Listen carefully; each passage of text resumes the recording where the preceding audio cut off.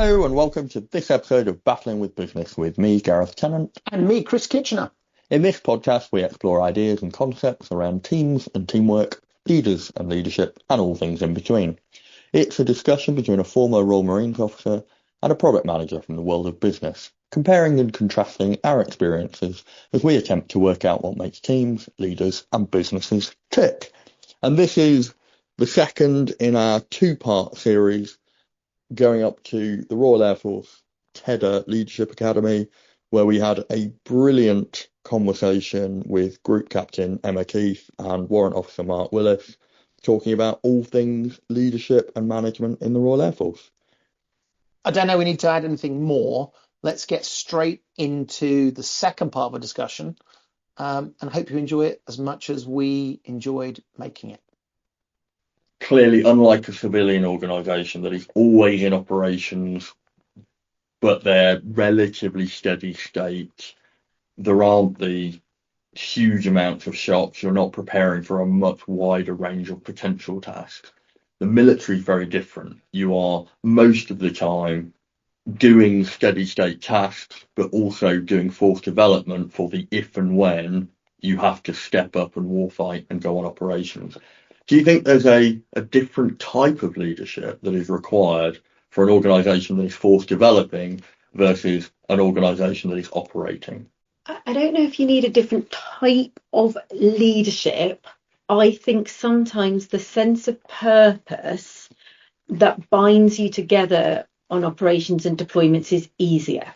And what I mean by that is people are away from home, away from distractions. They're very clear why they're there. There's usually a very obvious output that you're working towards. And often people describe feeling freer and that mission command is easier in an operational context. Whereas at home, sometimes that sense of purpose, knowing what you're there for, or being frustrated by bureaucracy that you kind of can't get through, that perhaps is the difference. So it's not necessarily that the leadership is different, but back to your point about the context and the kind of setup is different. Everyone's going home, rushing to get the kids, doing this, they're distracted by other things. Operations, different challenges in a different place. So again. Yeah, no, I think that's right as well, man. But I think when we look at the Air Force of the future as we're progressing, I mean the Chief's message around operational mindset and fly and fight, I think we need to get back to that space where force development is really important. It's station development, and we've just had an ace day at Cranwell that went really well. But I think understanding that.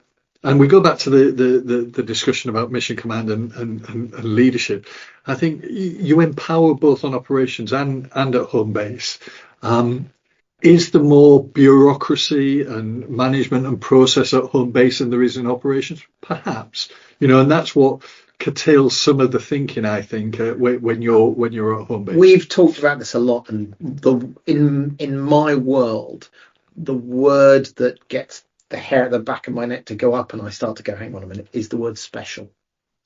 I've learned as I get older, anytime anyone uses the word special, it's probably not because it's special, it's because there's something they want to change and they don't want to adhere to either some of the concepts, rules or values you've had before. Well, we're going to work all night because this is special. Why are we working all night? Hang on, it's not that special. I think, and you should very strongly disagree with me, and I think this might be 3-1 disagreement.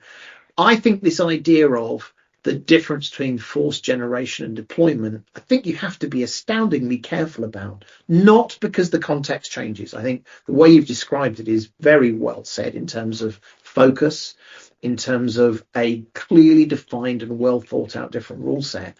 But I do worry about this idea that somehow, well, here are a set of rules to keep our people safe in forced to sort of as we're building our forces. But now that we're operational, those rules go out of the window. We'll be very careful. We talked to Paul Tremelling about this, and he talked about flying Harriers in Afghanistan. And that was a really, really thoughtful story where he broke some rules, but he was very, very, very thoughtful about what rules he broke and why. And so I think you have to be careful when you sort of say, well, these two things are different and therefore the core concepts of leadership. What I find really interesting about this is when I think of the difference between force development and operations, I think about it the other way around. I think we should be breaking more rules in force development. You talked about innovation earlier. We should be breaking more rules and learning through our preparation. And then when we're in an operational context, the mission command should shift from learning from experimentation to learning from a situation that is uncertain. So I think, so really interesting conversation. And I think what's really important is when you're talking about the rules and policies, etc., is having real clarity over what they are. Yeah. So is this law? In which case you have to comply. This is law. Is it a policy? Okay, that's owned by the Air Force. Does that policy still make sense? Is it outdated? Who owns it? Can we challenge it? Is it right? And then the second part is, if I'm going to break policy, have I thought it through? Back to the skills we said people need: judgment, decision making. It might be right to break that policy in that moment in time. It might be right to take more risk with your people because the consequences if you don't are worse. And this is the reason why these skills are so important in our people, because actually we can't say to them in that situation, this is what you should do. You don't have your standard operating procedures of the past, do you? And I sort of describe, a standing operating procedure is super helpful, right? It's a handrail of, I don't know, an aircraft crashes. Here's some stuff to think about. So while your head's on fire, here's the first few steps to focus your brain. But they're a handrail, and then you've got to know how to dance in the moment and work out what is really going on for you, and that it isn't a rigidity stick.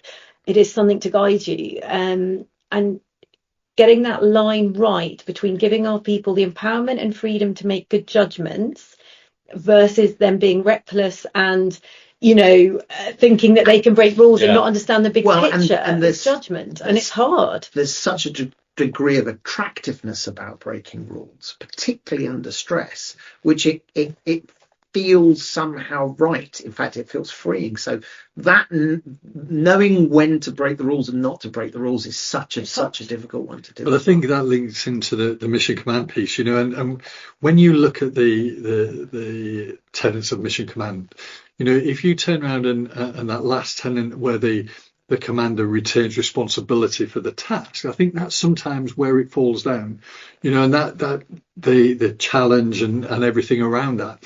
We talk about empowerment and trust and being key motivators to good mission command, but that commander's still got to retain responsibility for the task, and that's a challenge. When I go out and I haven't done it for a while, but a few years ago I'd go down to our leadership training school, and I'd go into and we'd talk about mission command, and we'd go off on tangents.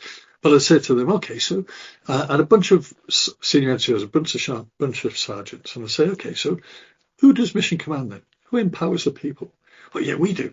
Okay, and 90% of the audience would say they're empowered, and then I'd say, okay, so do you feel empowered?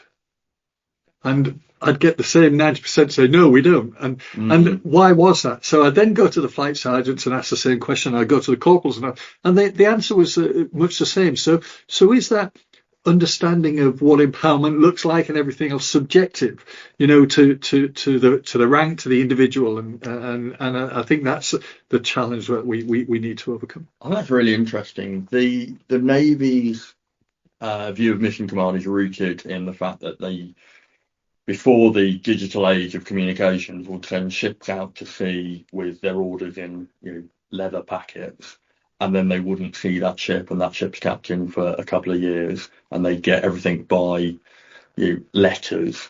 And so they had to empower the captains of ships to go and do things. And it's rooted in this sort of Nelsonian idea of, as long as you're closing with the enemy, you're probably doing about the right thing, and we'll work the rest out. The Army's view, and the Royal Marines, we sort of follow this because of the context of our operations, is rooted in sort of the Prussian way of war and the development of having to control large groups of capabilities across complex terrain, under the fog of war, and sort of these ideas that come to a fore in the Alpha tactique of sort of the blitzkrieg and then taken forward. And they mean the same thing, but they're historically rooted in different contexts, and therefore I think, and certainly from my experience, they play out slightly differently. And I think you see a lot more mission command from the senior officer level to ships command teams than you would in the army at the same levels of command, but you see less mission command from middle to junior officers down to sailors in the Navy than you do with commanding officers down to individual soldiers in the army. And a lot of that is context. Is there a journey that the Royal Air Force has gone through to develop their concept of mission command? And is there a way that you see it slightly differently, or is it broadly similar? So I think when you, if you go back to, I think it was about 2003, 2004. So mission command came into the British military, although Nelson and back to Napoleon in the twin battles. But I think mission command really came into the British military around 1980 with the Bagnall Reforms manoeuvre, or Bagnall manoeuvres, reforms, one of those. So I think we kind of formally adopted it, although we've been doing it throughout our RAF history, if you like. But we formally kind of adopted it in about 2004, 2005, when the old RAF Leadership Centre was set up, and that was set up on the back of the Defence Leadership Centre at Shrim. And there was a big push back in about 2005 for the Air Force to understand mission command and then embed it. And I think, it's a real difficult concept to get after and be successful with. And I think we're still in that mode now. We talk a lot about long screwdrivers from different rank structures, poking into to the task element. But I think, on the whole, I'd like to think we empower well and we trust our people. But it's still something that you have to constantly work out. It's like computers, isn't it? If you're on a Word package or an Excel package, and you go in and do the course on it, and you don't touch it for 6 months later, then it becomes difficult to operate. And I think we need to do mission command constantly. For it to be embedded. Yeah, and I completely agree. And I think, so in really simple terms, I would define mission command as the commander being very clear on the what and the why, but not meddling in the how. And depending on the context, setting the parameters. So depending on the experience of the person, the context, it might be a narrow field of manoeuvre for them, or it might be broad. And clearly you're aiming for as broad as you can. I think one of the things, and you mentioned it there, Mr. Willis, about the long screwdriver, and you mentioned actually the Navy, it started when they couldn't communicate for 2 years. Well, I think what's quite interesting now is with the pace of change with technology and the speed of our communications, that is interesting, isn't it? Because actually the commander back in the KOC, for example, for us, is getting, all of the int feeds real time, updating. Therefore, where is the decision making sitting, and who should be reacting when is a really interesting dynamic that needs doing it. So I think that in the modern age, as it were, contemporary, it is different, and how we manage that and how you don't interfere. The bedrock of trust, I think, is fundamental. I don't think we talk about trust enough. I mean, if you look at any high performing teamwork, its foundations are trust. And so I think that that's absolutely imperative.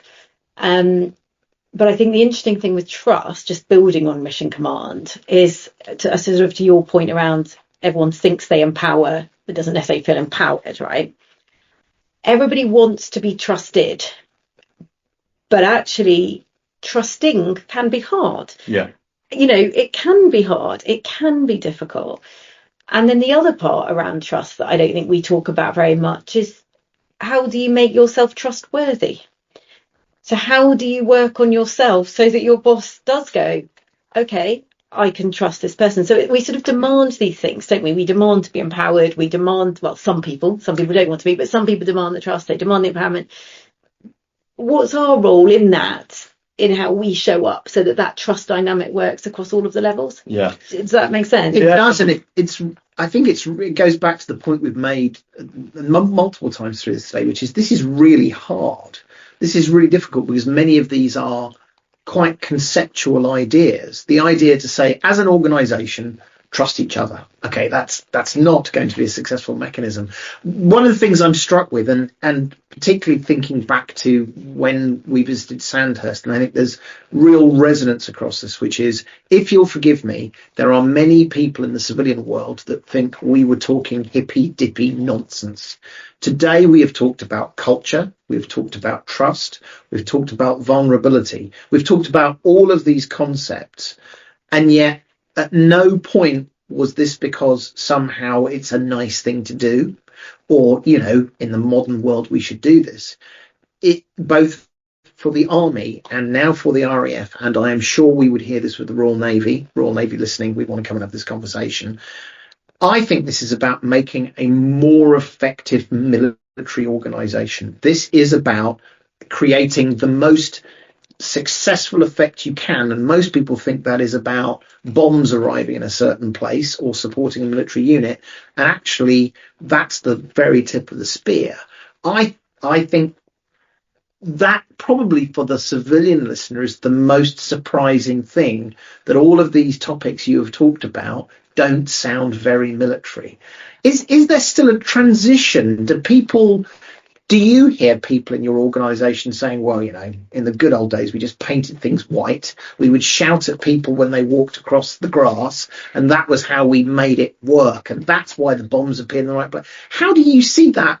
It's another cultural transition in the organisation. Well, I think it comes back to, and Mr. Willis, you're brilliant at doing this. You always link things to the why of the Air Force's purpose. So, you said then, it's about making us a brilliant military organisation. Yes, but even more than that, it's about meeting the why of the organisation even existing, which is through air and space power to defend the United Kingdom. And actually, I think with any of these things, whether it's the values, whether it's the leadership behaviours, whether it's the culture we want, all of that, why are we doing it? It's to be able to meet that mandate and to be operationally successful, and to achieve what the UK wants to achieve. I mean, that's the bottom line. And actually, these things might sound soft, but they're not. They are about high performance, absolutely. And anybody who doesn't see that, is missing the point. And I think perhaps somewhere, being really candid and open, I think somewhere that the Air Force and many organisations perhaps got with this sort of inclusion agenda in recent years is people sort of seeing it as it was an agenda on its own. Actually, yes, of course, there's a moral reason to be an inclusive organisation. Of course there is.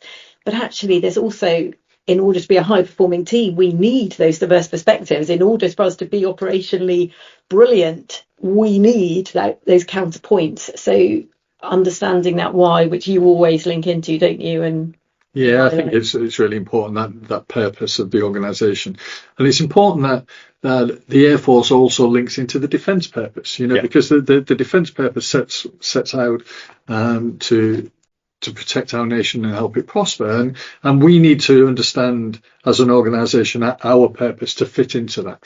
And the chief in the strategy is to provide global air and space power to protect our nation, short, fly and fight, so he sets that purpose. But going back to your point around historically, what's it looked like, and I always tell a story about when I first joined the Air Force as an RAF caterer.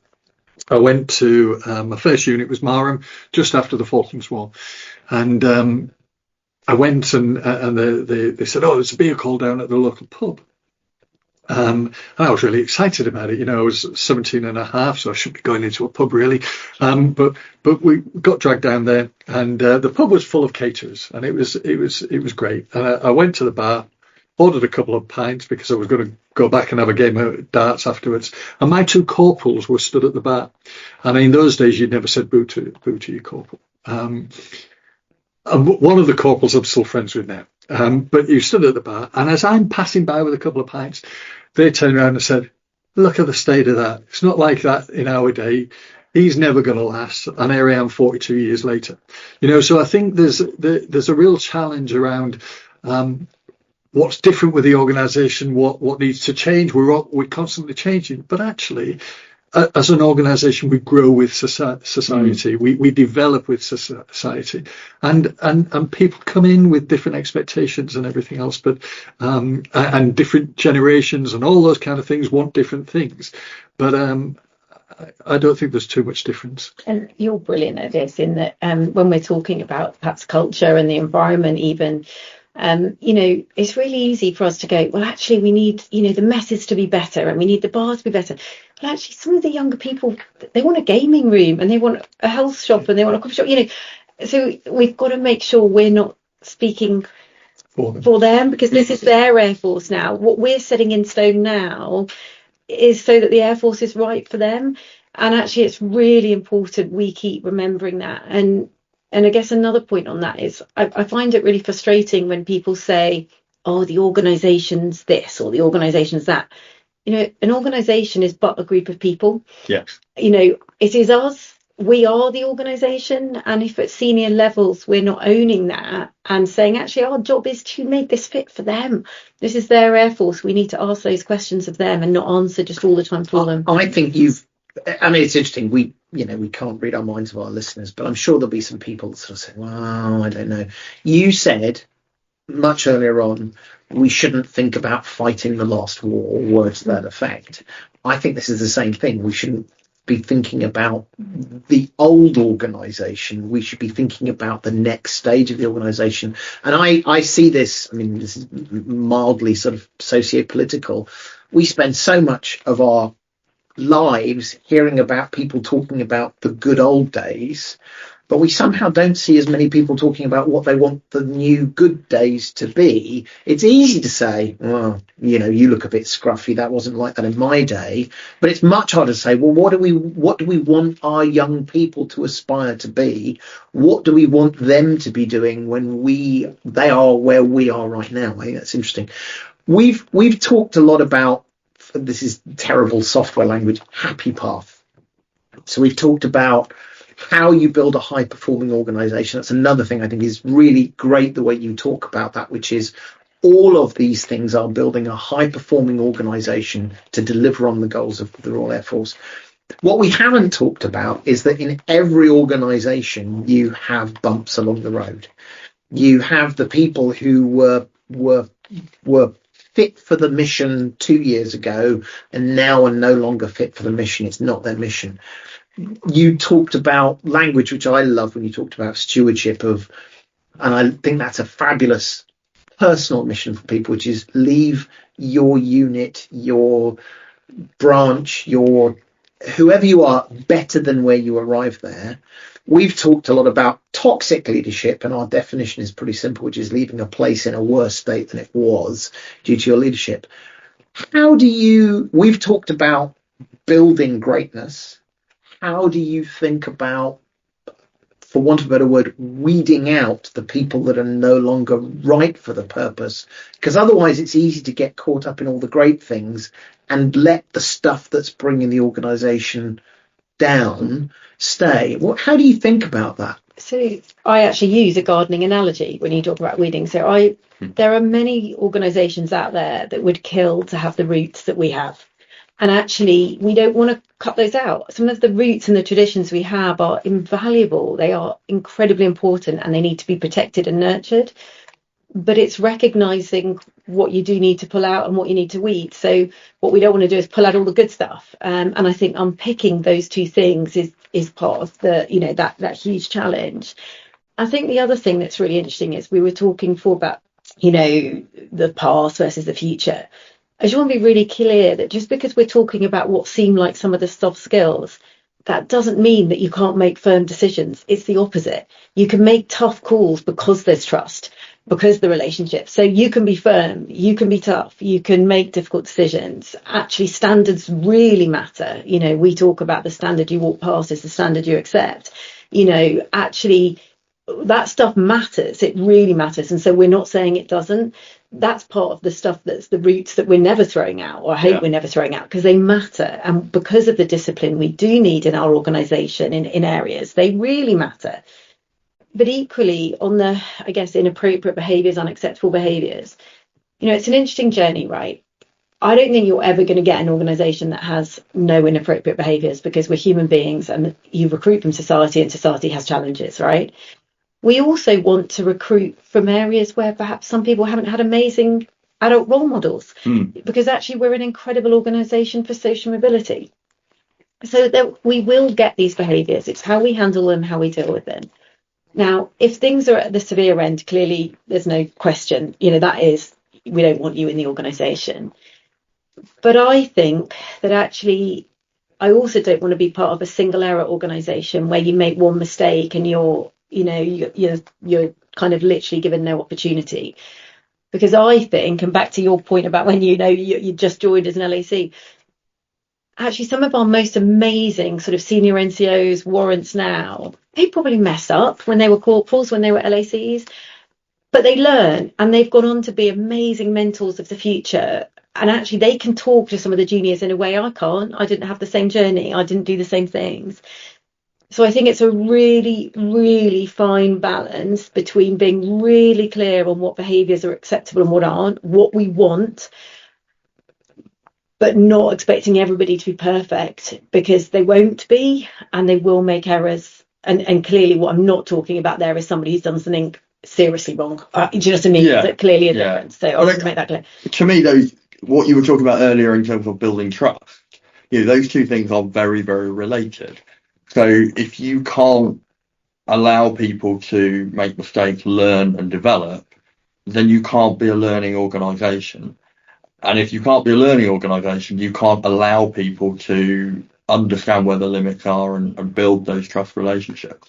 And I think that's so important to the idea of mission command, is allowing people to, very early on, when they're probably pretty inexperienced, their knowledge, their wisdom of what the organisation is and what their role in it is pretty small, giving them the ability to push boundaries, to learn, develop, make mistakes, is how you build trust. And when they're not thrown out the organisation or that authority ripped off them because they've made a mistake and they're corrected or it's used as a learning experience, then they have more trust in command in the future. And for me, that's how you build mission command. And it's really important that whilst there are, as you say, Emma, there are clearly behaviours that are not tolerated, and there's a legal and an ethical limit of that. Actually allowing people to go and discover and learn, particularly when we're not talking about behavioural mistakes, when we're talking about procedural mistakes, operational mistakes, or even managerial mistakes. It's the difference between a good person who's made a mistake, isn't it, and somebody who's not, and clearly levels of mistakes. But it's judgment. I do think there's and I think we've skated around it on a couple of the conversations, to be fair, but I think there's a discussion to be had around leaders and commanders' risk to tolerance, and the bedrock of trust, if you like, because I think we. And Stephen Covey talks about that bedrock of trust being trust being the bedrock to everything. I think when you look at the commanders and leaders' tolerance to risk, and they feel as though their career might be impacted by that empowerment, the risk problem, then that's when it affects mission command. Because I think when we talk about those individuals who want promotion, they want the recognition. In my experience, that they're sometimes the people who are more reluctant to release the reins with mission command, because they don't want their career to be affected. And that's a problem in that hierarchical structure like the military, where we're all in competition for promotion. So do you think the RAF is a risk-taking organisation? And I don't mean flying steps into missile engagement zones. I mean in terms of allowing people to learn and develop. I don't think you can blanket the whole organisation with one statement, because I think, like many organisations, we have subcultures and different environments and different bosses and different. So do you know what I mean? So, but do I believe that our senior team, advocate for us being able to take risk? Yes, I do. I really believe, and I believe our senior leadership team at the minute are really open to challenging policy, really open to trying to empower and really promoting, that as an ideology. Is that the right word? But you know what I mean? They're really positive about that. I think it would be wrong to say that's the case across all organisation. And, I also think what I would like is language almost around risk engagement. So we had a really brilliant speaker at the conference recently who was sort of risk averse, almost makes it sound like if you're aware of dangers, you're boring, doesn't it? Or whatever. Actually, sometimes it's incredibly important that you weigh up the risk. Otherwise, somebody's going to get killed or harmed or injured in training. Or risk management also feels a bit like benign. You're putting it in a box. Whereas with this speaker who was really brilliant, he talked about it's risk engagement. It's engaging with the risk to truly understand it. It's dynamic. It's not static. What does that risk look like? Why would you take that risk? What are the benefits? What are the consequences? How's that going to play out? And again, this comes back to those skills we need to teach our people, because they're not always going to have time or be in a situation where they can go up the chain. They might be making those dynamics. So I think it's a real mix, is my honest opinion. So we've talked now for a while about a whole range of topics, and I think what's fabulous to hear and unsurprising is that you have a very clear and strong view about what leadership is, what good leadership is. Maybe this is the hardest of the questions so far. I'll see if I can do some more in a minute. But how do you measure and by your I mean the institutional impact of the work you're doing? How do you know at the end of the year the RAF is in a better leadership position than it was? Do you have a way of measuring, or do you do what I've traditionally done for my career, but which, by the way, has worked fine, just write down things you're doing and claim that success? How do you have a barometer for the health of the culture, or particularly in the case of what you're working on, related leadership? So it's a brilliant question, and it is one of the hardest things, when you talk to people who are delivering leadership training. It's like, how do you measure it? But also, how do you show the value? So say my chain of command is saying, right, Emma, show me the value of that. So my slightly annoying answer would always be that not everything of value can be measured, right? Sometimes there is just an instinctive, I know you need to trust me. I know this is having an impact. So I do use that line, and not tritely. I bet people love that as well. That's always worked with my leaders that I've worked with. But it's true. But there are metrics out there, right? And never more so than now. So, for example, the number of hits to our SharePoint site, how many people have signed up to be a mentor, how many people are in mentoring relationships, actively meeting, how many people are trying to apply for our conferences or joining the Lead and Learn webinars. There's also other data, actually how many people are leaving before they enter the contract date and what reasons are they giving? So they're now being interviewed. Actually, how often is leadership and command coming up in that? What's the feedback we're getting from our TED advocates, from the RAF lead who've been selected as being talented at different ranks? So there is data. What's difficult is sometimes the data is interaction with something, i.e. they've come to a conference, so we can give you that. What's harder to measure is after that conference or after that program, what did you do differently? That is the harder. But at least you're starting to measure these things. So whenever we go through these conversations, I always think about businesses I've been in. If you said to me, Chris, in your organisation, how do you track the success of the leadership of your organisation? There would be in all the organisation work a rather awkward silence. And I think you talked about some KPIs that get you closer to an answer. Actually, most organisations don't even get you close to the answer. They maybe at most is there's a yearly survey they send out to the team saying, how happy are you?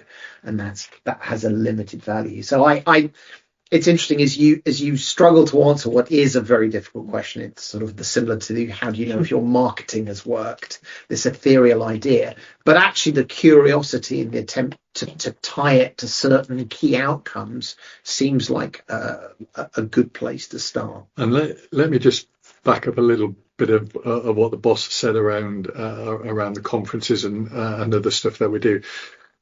And that tag of leadership at all levels, because when I first came into the organisation, I've been in 12 years now in the leadership field. And when I came in, we used to have the leadership conference, which was about 180 people, 0 of the ranks. It was all officers, because officers are the only ones who lead, right?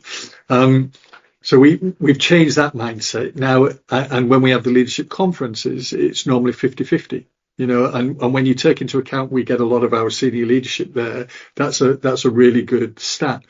We used to we had a CAS fellowship, so a Chief of the Air Staff Fellowship award, that up until 10 years ago, it was always fed to officers, because officers are the only ones who can educate. We've changed that, and now we have a 50-50 split on the CAS fellowship, which is called the Pilot Fellowship. So those things are easily measurable against how we've turned from being an officer leadership organisation to a leadership at all levels organisation. And I wonder whether you've talked about different measures, but I wonder whether engagement is such an important point you talked about. And it's so interesting, and obviously you work with the Army as well. One of the things I took away from when we spoke to Colonel Canham at Sandhurst was exactly what you've just described, which is we have people who we use to disseminate our message and our information through to the different units, and likewise have them feed back. Actually, there's almost one of your most important measures, which is if people don't care and don't engage with you, they've told you a lot about where you are. But the more people that engage, the more people that care, the more people give feedback, that's the healthy conversation. Because I think maybe as I go through, maybe what you're looking for is not necessarily definitive answers, because this is really difficult. You're just looking for people to be interested in a conversation. And if you get the conversation, you're off to the races. And that's a really key point. So actually another change we made around the conferences, because a lot of effort goes into a conference, right? And we're a small team. And so one of my questions was like, is this worth the effort we're putting in to run a day conference that people come along to go home? Is it worth it? And actually what we decided to do, because we felt it was worth it, because it starts a conversation around a really important topic. And so we always make sure that we pick a theme that is relevant to us. So it isn't relevant to Tesco's, it isn't relevant to a bank. It is what is going on in leadership for us right now, and therefore it's really important. But actually, to make more use of the conference, we make that the theme for the year. So actually we'll do reading, recommends in the run up to it, and after it we'll push stuff out to the force development centres, and there's more we could do to expand on that. But by making it the theme for the year, what we are trying to do with the conference is start an organisational conversation, of which we're just a starting point. But actually those commanders, those leaders, those people out there who can pick it up and go, right, team, this is what's being talked about. How do we personalise this? It's almost as if you're empowering your teams to build that knowledge. You've been extremely kind. I was going to ask one more question. I'm sure Gareth's got one more, but I before I get to my final question, see how I'm eking this out, Gareth. You talked about coaching and mentoring, and I know that's something you're passionate about. Both of you are passionate about, and actually, this is the centre for the RAF.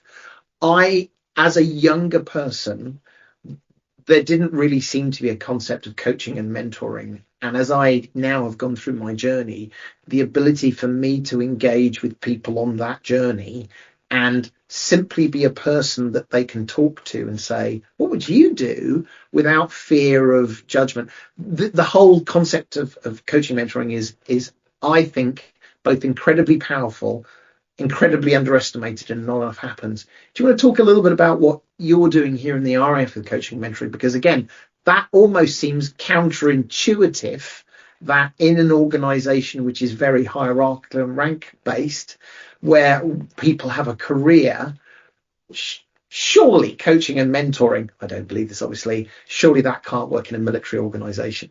So a huge advocate of coaching and mentoring, and it's incredibly important, and it's important in so many ways. So if we take mentoring first, we want to be a learning organisation, and the beauty of a mentoring relationship is actually the learning goes both ways. So even if it's a traditional mentoring relationship with a senior person to a junior person, I mentor a couple of people across the Air Force. I mean, I come off every call with them and I've learned as much as they have, if not more, I'm sure. And do they not believe you as much as people don't believe them? And I said, I learned as much as you learned today. They said, well, that can't be true. Well, do you know, we just have really lovely open conversations, and it's really interesting, and we'll bounce ideas off each other, and actually I'll ask them some questions and make them think about some stuff, and but actually their answers really surprise me sometimes, or make me think, or so I love that it is just truly mutual learning, and to us wanting to make sure that we're getting it right for younger generations. Well, mentoring allows that connection.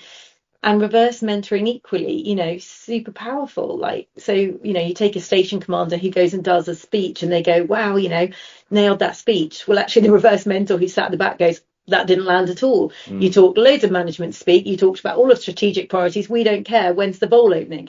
You completely missed the point of what this audience wanted to hear. Actually, that's really, really powerful information to get right. So mentoring for me is a no-brainer. And as a government organisation limited on funds, it's free, right? Why, it's utterly free. It's the knowledge we have. What I think one of the things we've tried to do with mentoring in the Air Force, though, is, so say, for example, our logisticians, they've actually all been through the same training, right? Probably hasn't updated as often as it should, not just logistician, if anyone's listening, but all of our training. So they've all been through the same system. So what's really powerful as well, though, is actually why not mentor with, a contractor logistician who's done completely different training and experience, might bring something completely new into our thinking. So actually really trying to make that whole force. Coaching, we haven't done quite as much on in terms of setting up the scheme at the moment. It's more work in progress. But what we have got is we've got the governance and assurance framework that sits over it, that says what kind of coaching is in the Air Force, what buckets we have of what's happening effectively. So you've got almost your aircrew performance coaching, you've got performance coaching, you've got the different buckets.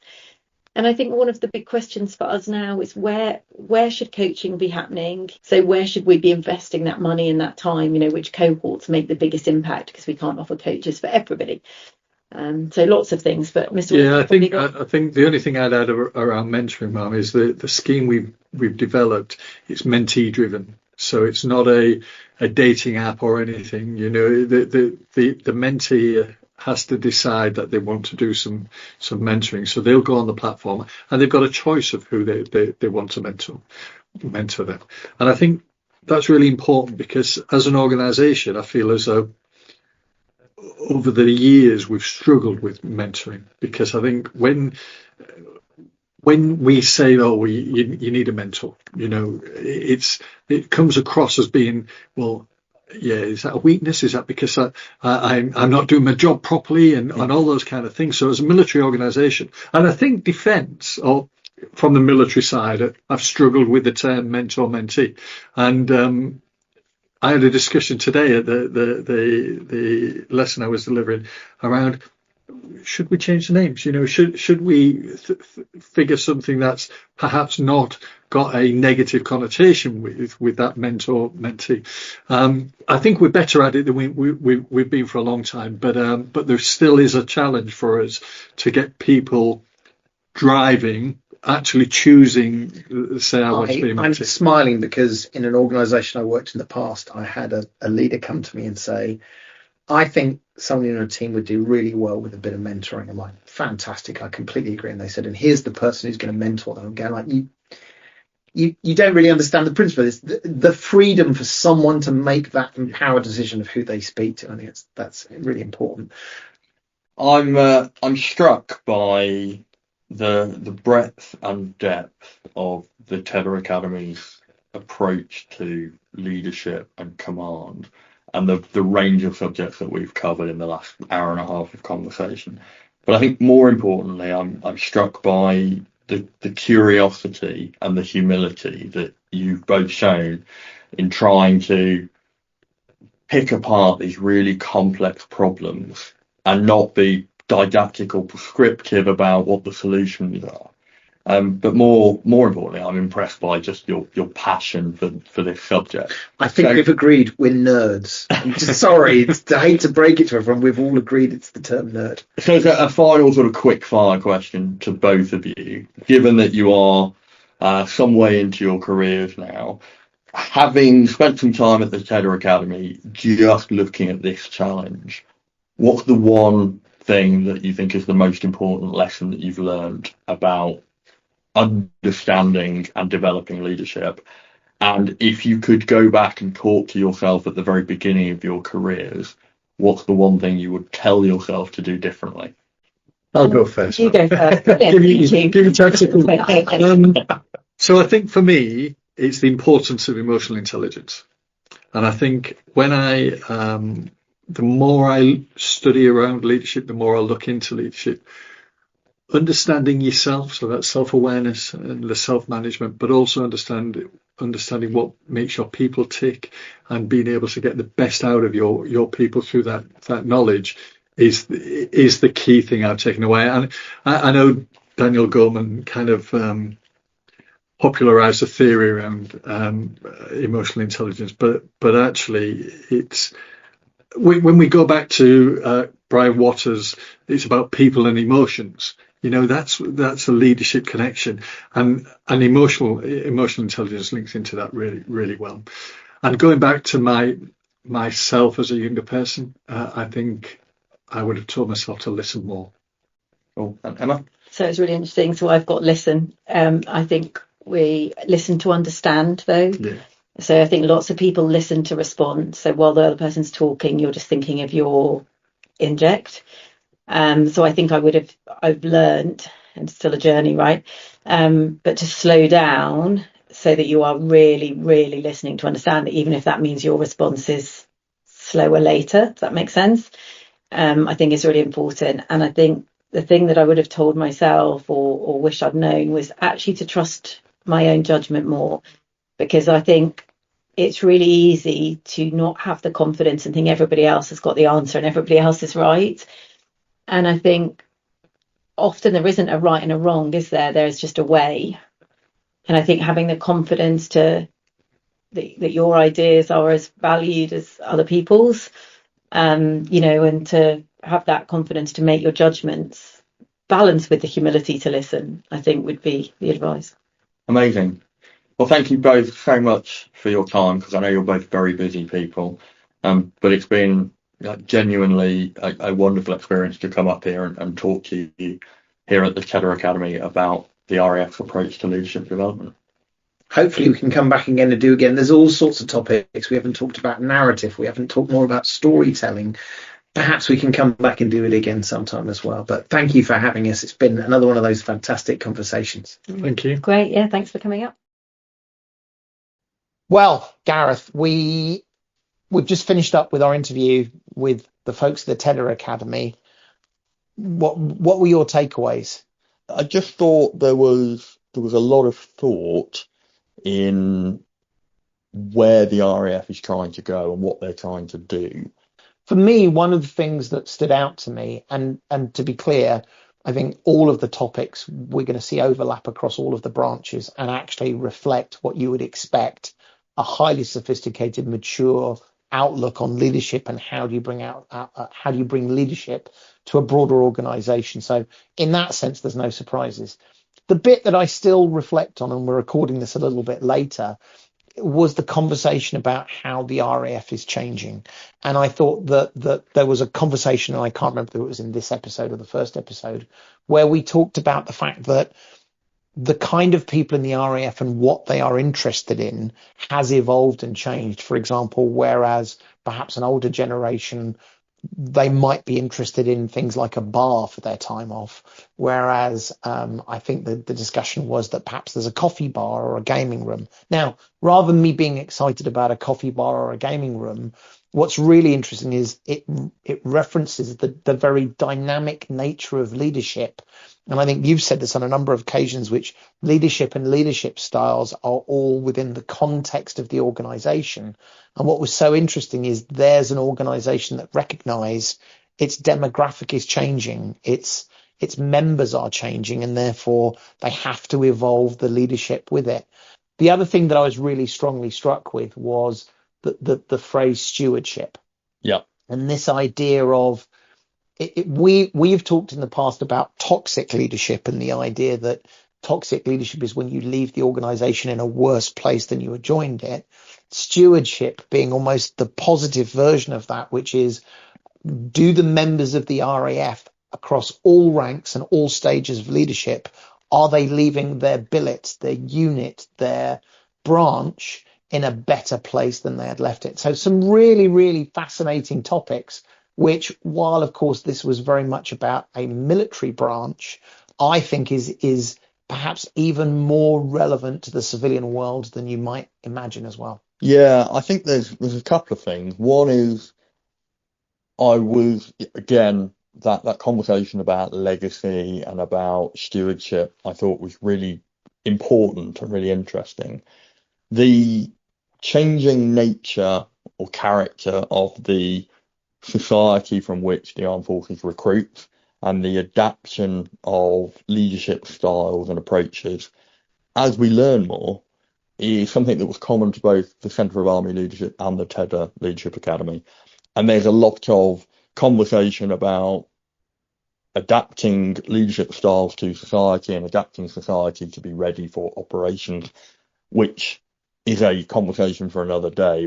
But I think I'm struck by, and I'm sure we'll see this when we go and see the Navy as well, how much effort the military puts into deliberately learning about, training for, and developing leadership, command, and management skills as a distinct process, as something to do in order to make sure its people are ready to operate and are ready to be part of the organisations within the armed forces. I'd love for us to have another episode where we perhaps go back and reflect on some of the key points, because as you said, it was a really wide-ranging conversation across lots of topics. Maybe what we'll do as a follow-up episode is we'll come back and look at those again in a bit more detail and expand on those. But again, real thank you to the Royal Air Force for hosting us at the TEDA Academy, and they were very kind and gave us a little bit of a tour afterwards, which was good to see. And again, thank you to Group Captain Emma Keith and Warrant Officer Mark Willis for being excellent hosts and really fantastic interviewees, people to come talk to about stuff that they're equally as passionate about. I have to say, here's my dirty secret. I listen back as we go and edit these things. And at one point, I accused them of being nerds. And listening back, I'm not sure that was the right thing to do at the time. I think I have come to terms that I'm a leadership nerd. Group Captain Keith and Warrant Officer Willis, I'd like to officially retract that and say that you're experts in this area rather than nerds. I'm hoping that way we'll be invited back again one day. Dedicated experts. Dedicated. Yeah. You should have told me that before we went there, and I could have saved myself some travel. Cool. All right. Well, look, let's finish on that note for today. Thanks to all who were involved in helping us go along to RAF Cranwell and be involved in these conversations. If you have enjoyed this episode, well, first of all, please go back and listen to the episode we did with the Army. And we went back and had similar conversation with Colonel Canham. And actually, we enjoyed the sort of the juxtaposition of the two conversations. So if you haven't listened to that, please do go back and listen. If you are listening to this for the first time because it came across on your socials and you thought it was interesting, please do go back and look at a very long list of episodes that we've put out before that tackle many of the topics we covered on the day. And hopefully it will be really, very, very interesting for you. We are also available on battlingwithbusiness@gmail.com. We would love to hear your feedback. We would love to hear your questions.